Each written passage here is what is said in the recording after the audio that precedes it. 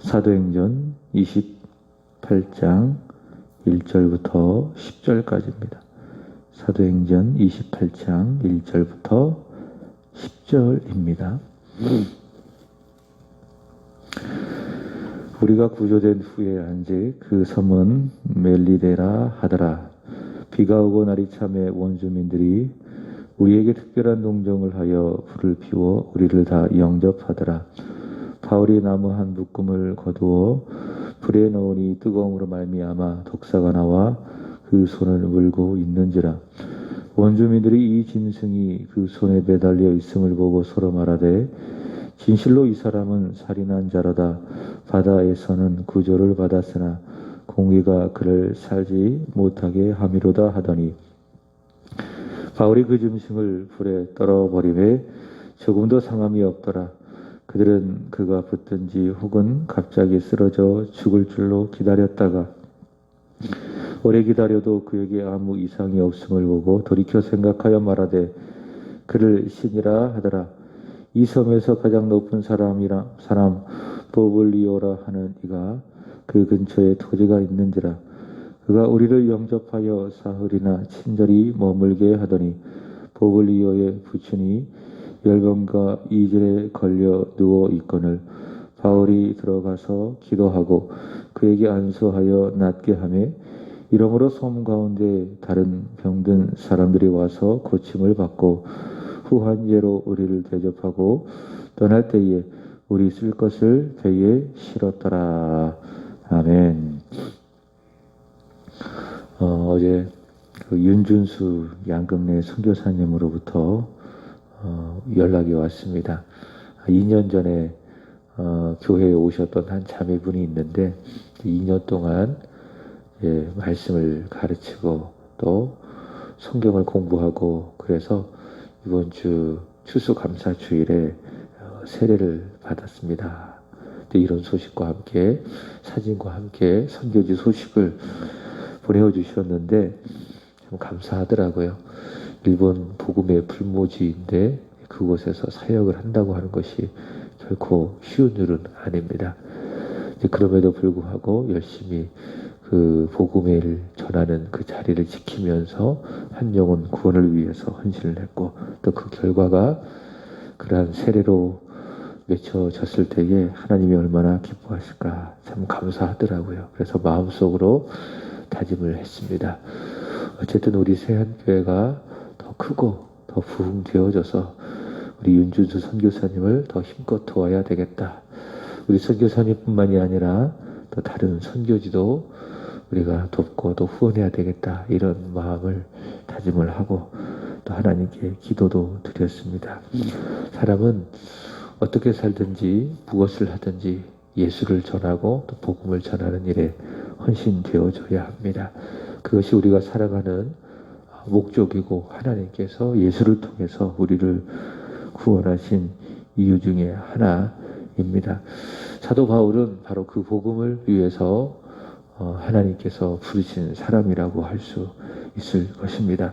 조금 과격하게 말한다면 사도 바울은 복음에 미친 사람, 예수에 미친 사람 이렇게 이야기할 수 있을 것입니다. 그래서 그는 어디에 있든지 그리고 무엇을 하든지 유일한 소망은 거기에 있고 거기에서 무엇인가 하는 유일한 목적은 단 하나, 복음을 전하고 예수를 전하는 것입니다. 내가 사는가 또는 내가 죽는가 그게 중요한 것이 아니라 중요한 것은 뭐냐, 어떻게 하면 내가 예수를 전할 수 있는가, 그것이 바울에게 있어서 가장 중요한 문제라고 할 수 있을 것입니다. 사도행전 27장에서 사도 바울은 로마를 향해 나아가던 중 배를 타고 유라굴로라고 하는 큰 광풍을 만나게 되고 어제 말씀을 전해드렸던 것처럼 아드리아 바다에서 큰 풍랑을 만나서 표류하게 되어지고, 자 그렇지만 사도 바울은 그런 죽음의 그림자가 드리우는 그 어려운 상황 속에서도 그는 죽지 않습니다. 말씀드린 것처럼 그는 살아납니다. 더욱더 살아납니다. 그리고 절망과 두려움 가운데 있는 사람들을 살립니다. 그래서 말씀을 드렸죠. 우리 그리스도인들은 살아나야 하고 또 또 누군가를 살려야 한다. 그것이 바로 그리스도인 교회도 마찬가지입니다.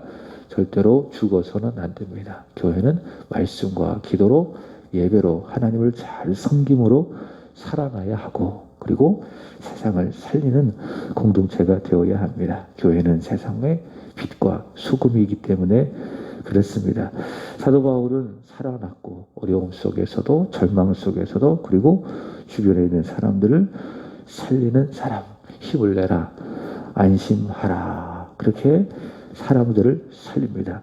근데 사도 바울이 그렇게 하는 목적은 자신과 함께 가는 배 안에 있는 276명의 모든 사람을 복음을 듣고 영적으로 살리기 위해서 자신처럼 예수님을 믿고 구원받게 하기 위해서.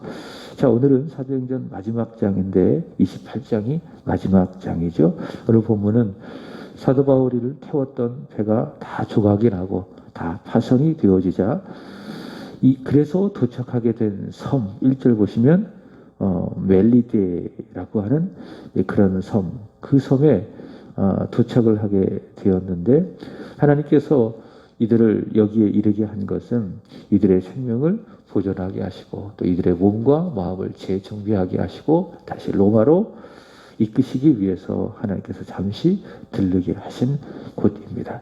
근데 사도 바울이 이곳에서 복음을 전하는 것입니다. 자, 그런 내용이 오늘 본문인데 2절 말씀을 보시면 원주민들이 바울 일행에게 특별한 동정을 베풀었다. 이렇게 이야기하고 있죠. 2절 다시 보시면 비가 오고 날이 참에 원주민들이 우리에게 그러니까 이 사도행전을 기록하고 있는 누가를 말하는 겁니다. 누가를 포함한 바울의 동역자들을 우리라고 하는 대명사로 표현을 하고 있는데 원주민들이 우리에게 특별한 동정을 하여 불을 피워 우리를 다 영접했다. 그렇게 이야기를 하고 있습니다. 여기서 특별한 동정이라고 하는 이 말씀을 통해서 알 수 있는 것은 보통 원주민들이라고 하면 저기 오지에서 문명적인 문화적인 혜택을 받지 못하는 그런 사람들로 생각할 수가 있는데 오늘 본문에 나오는 원주민들은 그렇지 않습니다. 문화적으로 그리고 문명적으로 야만인이 아니다라는 것을 알 수가 있습니다. 자, 근데 그 특별한 동정, 다른 성경에는 친절이라고 이야기하고 있는데 그 특별한 동정 가운데에 바울에게 특별한 일이 발생합니다. 다시 특별한 동정 가운데 바울에게 특별한 일이 발생했는데 3절부터 6절까지의 내용이 그것입니다. 자, 3절 보시면은 사도 바울이 불을 피울 때에 나무에 붙어 있었던 독사가 나와서 불을 피우니까 나무가 필요했겠죠. 그 나무를 짚다가 그 나무에 붙어 있었던 독사가 나와서 바울의 손을 물고 있는 겁니다. 자, 근데 이것을 보았던 원주민들의 반응이 4절에 나와 있죠. 원주민들이 이 짐승이 그의 손에 매달려 있음을 보고 서로 말하되 진실로 이 사람은 살인한 자로다. 바다에서는 구조를 받았으나 공의가 그를 살지 못하게 함이로다 하더니 그렇게 이야기합니다. 여기서 공의라고 하는 단어를 어떤 의미인가 하면 정의의 여신, 그러니까 신적인 존재를 믿는 원주민들이라고 할 수 있겠죠. 그러니까 정의의 여신이 바울을 살지 못하게 한다. 원주민들이 그렇게 이제 생각을 하고 있는 겁니다. 이 사람들은 인과응보적인 생각을 가지고 있습니다. 그러니까 바울이 무엇인가 잘못을 했기 때문에 큰 실수나 큰 잘못을 저질렀기 때문에 죄를 지었기 때문에 여기 보시면 공의, 정의의 여신이 응징하기 위해서 독사를 통해서 바울의 손을 물게 했다. 이렇게 이제 인과응보적인 생각을 가지고 있는 겁니다. 물론 여러분 자신의 잘못이나 실수로 어려움을 당하고 또 죽을 위기에 처할 수가 있습니다. 내가 잘못해서 내가 큰 무엇인가 실수를 해서 그것으로 말미암아 어려움을 당하기도 하고 또 고통을 당하기도 하고 또 큰 위기에 처하기도 하고 자 그렇지만 그렇지 않은 경우도 있죠. 내가 하나님 말씀대로 살아도 하나님 앞에 믿음으로 살아도 때로는 내 생활이 내 삶이 아프고 또 어렵고 힘이 들 때가 있습니다. 오늘 바울이 그랬겠어요? 바울이 죄를 지어서 바울이 큰 실수를 해서 바울이 큰 잘못을 해서 오늘 바울이 독사의 손에 물리게 되었습니까? 그건 아니라는 거예요. 말씀대로 믿음대로 살아도 때로는 이런 어려움을 당할 수가 있더라. 요한복음 9장의 말씀을 보시면 예수님께서 길을 가실 때에 날 때부터 맹인된 한 사람을 보셨습니다. 제자들이 그 맹인을 보고 묻는 겁니다. 주님, 이 사람이 맹인된 것은, 다시 말해 앞을 보지 못한 것은 누구의 죄 때문입니까? 자기의 죄 때문입니까? 아니면 그의 부모의 죄 때문입니까? 이 제자들이 인과응보적인 생각을 가지고 있는 거예요. 저 사람이 앞을 보지 못한 것은 죄 때문에 그렇다. 저 사람이 죄를 지었거나 아니면 그 부모가 큰 잘못을 저질렀거나 그것 때문에 저 사람이 앞을 보지 못한다라고 하는 인과응보적인 생각을 가지고 있었습니다. 마치 욥의 세 친구들처럼 너가 이렇게 큰 죄를 지었기 때문에 너가 지금 이런 어려움을 당하고 있는 거야. 이거 인과응보적인 생각이 아니겠습니까? 자, 예수님께서 이렇게 대답하셨습니다. 요한복음 9장 3절에 보시면은 그렇지 않다. 그 사람이라. 그 사람의 부모의 죄 때문에 그런 것이 아니라 그에게서 하나님이 하시는 일들을 나타내기 위해서 그는 지금 앞을 보지 못하고 있다. 지금까지 앞을 보지 못하고 힘든 삶을 살아왔던 것은 어떤 죄 때문이 아니라 하나님께서 그를 통해서 하시고자 하는 일이 있기 때문이다. 이렇게 예수님께서 말씀을 하셨습니다. 하나님 말씀대로 살아갑니다. 순종하며 신실하게 살았습니다. 오늘 바울처럼 갑자기 찾아오는 고난, 그 잘못 있다라는 거예요. 그것은 내가 잘못해서 내가 죄를 지어서 그것 때문이 아니라 하나님께서 나를 통해 하려고 하시는 그 일이 있기 때문에 오늘 지금 나에게 이런 어려움이, 이런 고통이 찾아왔다라는 겁니다. 우리가 이것을 믿을 때에 오늘 바울처럼 독사가 내 손을 물어도 어떻게 할 수 있어요? 태어날 수 있는 거예요. 그러니까 두려워할 거 없다라는 거예요. 하나님이 지금 내가 어려움을 당하고 있는데 이것을 통해서 뭔가 말씀하려고 하는 사실이 있구나. 뭔가 나타내시려고 하는 하나님의 뜻이 있구나. 이 사실을 알게 될 때에 오두방정 떨고 없다는 거예요. 불안해하거나 염려할 필요가 전혀 없다. 오늘 바울처럼 주변 사람들이 불안해하고 막 떠들어도 그리고 힘겨워해도 평안한 겁니다. 자, 그리고 5절 보세요. 바울이 어떻게 했지요? 바울이 그 짐승을 불에 떨어버리매 조금도 상함이 없더라. 그 독사 같은 고통, 아픔, 상처 어떻게 하셔야 돼요? 태연하게 버리면 돼요. 떨어버리면 돼요. 계속 끌어안고 있을 필요가 전혀 없어요. 하나님께서 이 일을 통해서 하려고 하시는 일이 있구나. 하나님께서 이 일을 통해서 이 아픔을 통해서 이 고통을 통해서 드러내시려고 하는 하나님의 뜻이 있구나 라고 믿음으로 믿었다면 어떻게 하셔야 돼요? 독사? 버리면 돼요. 떨쳐 버리면 되는 거예요. 아픔, 고통 아무것도 아니에요. 그냥 지나갈 거예요. 어떻게 하시면 돼요? 떨어 버리시면 되는 겁니다. 절대로 나는 이것 때문에 죽지 않는다. 사실 그래요? 그것 때문에, 그 고통 때문에, 그 아픔 때문에 절대로 죽지 않습니다. 또 큰일도 절대로 나지 않습니다.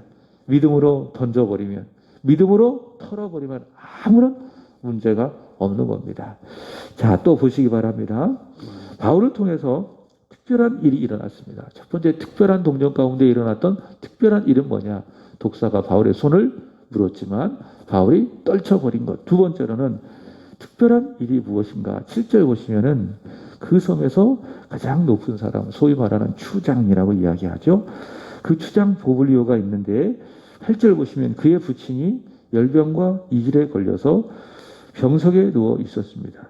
근데 바울이 어떻게 합니까? 자, 8절 보시면 보블리오의 부친이 열병과 이질에 걸려 누워 있거늘 바울이 들어가서 기도하고 그에게 안수하며 낫게 하며, 안수하여 낫게 하며, 그렇게 이야기를 합니다.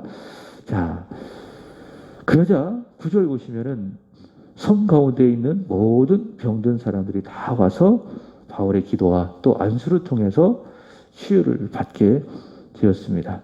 자, 이렇게 바울이 밀레데 섬에서 일어났던 바울에게 특별한 일, 독사를 떨쳐버리고 또 병든 자를 낫게 하는 특별한 일, 이것을 행한 목적이 있습니다. 여러분 이건 초자연적인 일이 아니겠습니까? 독사가 물었는데 붙지도 않고 죽지도 않았어요. 그 다음에 보블리오의 부친이 또 그 섬에 안에 있는 많은 사람들이 바울의 기도를 통하여 다 치유를 받게 되었습니다. 이것을 표적 또는 기적이라고 이야기합니다. 이 특별한 일, 이 표적과 기적을 행한 일은 이것을 보여주는 목적은 뭐냐라고 하는 거예요. 오늘 성경에서 독사를 물리면은 낫지 않는다. 기도하면은 병이 낫는다. 이것만 보여주기 위해서 오늘 본문의 내용이 기록되었는가? 그렇지 않죠? 고린도후서 12장 12절 보시면은 사도 바울은 자신이 그리스도의 사도된 자를 알리기 위해서 또 복음을 전하기 위해서 표적과 기사를 행했다.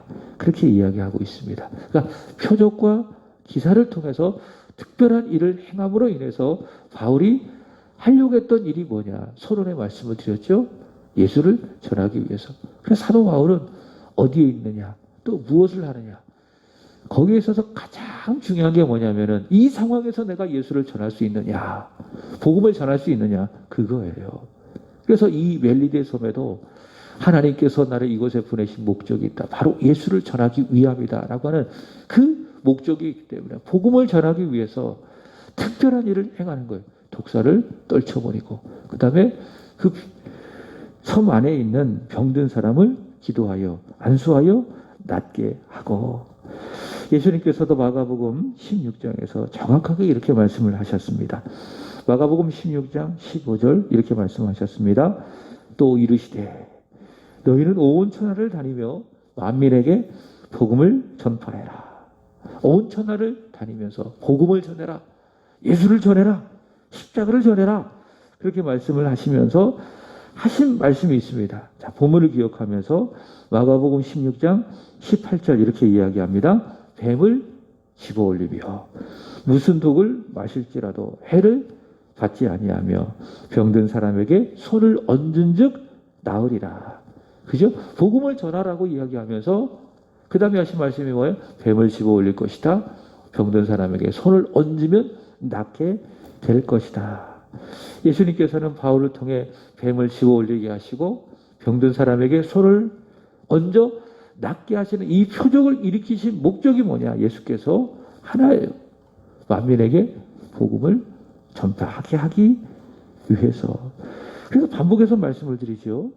성경에 기록되어진 어떤 기적들, 초자연적인 표적들은 그 자체가 목적이 아니라는 거예요. 왜 성경에는 표적들이, 기적들이, 신비한 일들이 기록되어져 있는가? 예를 든다면 출애굽시에 이스라엘 백성들이 홍해를 쫙 가르고 지나갔지 않습니까? 성경에 보면 마치 이스라엘 백성들이 마른 땅을 지나가는 것처럼 홍해를 지나갔다. 이거 신비로운 일 아니겠습니까? 그죠? 기적이에요. 표적이에요. 성경에 보면 수많은 초자연적인 역사들이 기록이 되어 있습니다. 이 표적이, 이 기적이 기록된 목적이 뭐냐?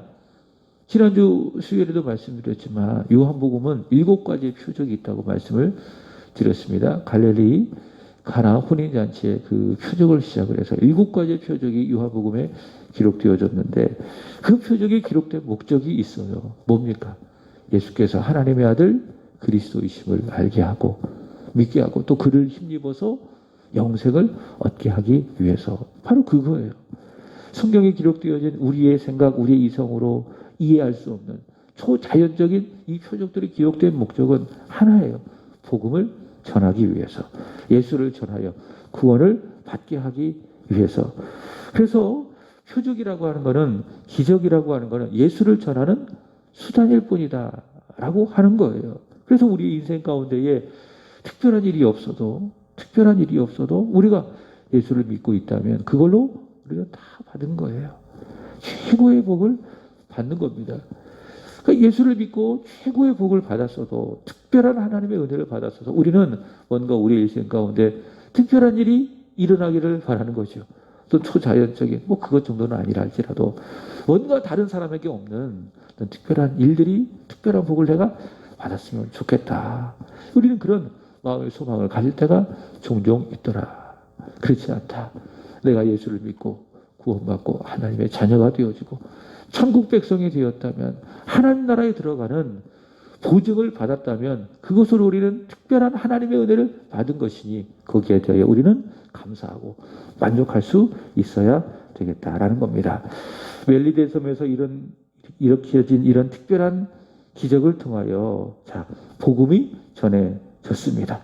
바로 바울을 통해서 바로 이 섬에 복음이 전해진 겁니다. 그 증거가 있는데 10절 보시면은 이렇게 이야기하죠. 후한 예로 우리를 대접하고 떠날 때에 우리의 쓸 것을 배에 실었더라. 여기서 보시면 후한 예라고 하는 것은 뭐냐? 많은 사례금을 말하는 겁니다. 사례금을 말하는 거예요. 주일에 말씀을 드렸습니다. 반복적인 말씀이지만은 그래도 본문에 있기 때문에 한 번 더 말씀을 드려요. 로마서 15장 27절 보시면은 바울이 예루살렘 교회와 이방 교회의 관계를 이렇게 이야기했습니다. 이방 교회가 예루살렘 교회로부터 영적인 것을 받았다면 예루살렘 교회가 육적인 어려움을 당했을 때에 육적인 것을 채워주는 것, 감사를 표현하는 것은 마땅하다 이렇게 이야기합니다. 그죠?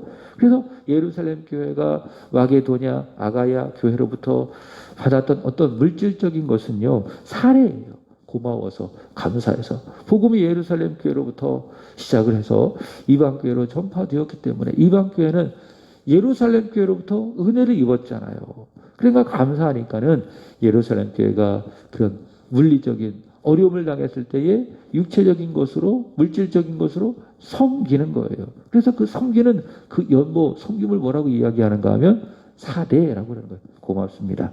감사합니다. 그래서 오늘 10절도 마찬가지예요. 후한 예로 우리를 대접하고 그 많은 사례금으로 우리에게 대접했다라고 하는 거는요. 삭시 아니에요. 그러니까 사도 바울이 일한 만큼 거기서 행한 만큼 받은 삭도 아니고 또 월급도 아니에요. 후한 예 뭐라고 이야기합니까?